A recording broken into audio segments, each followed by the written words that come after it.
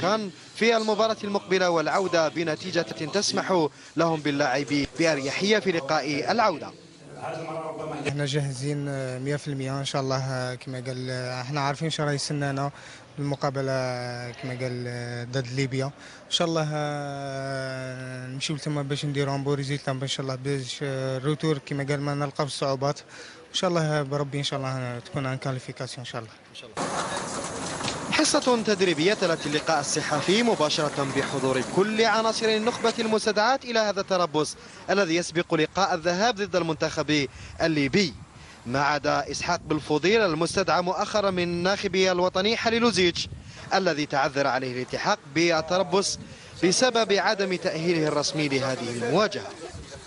حصة كانت تكتيكية تخللتها ورشة عمل على كافة الخطوط وسط أجواء حماسية رائعة. المدرب الوطني سيلتقي وسائل الإعلام في ندوة صحفية صبيحة الغد الخميس على أن يسافر المنتخب يوم الجمعة المقبل إلى الدار البيضاء المغربية للإطاحة بالمنتخب الليبي في ذهاب الدور التصفوي الثالث لكأس أمم إفريقيا 2013.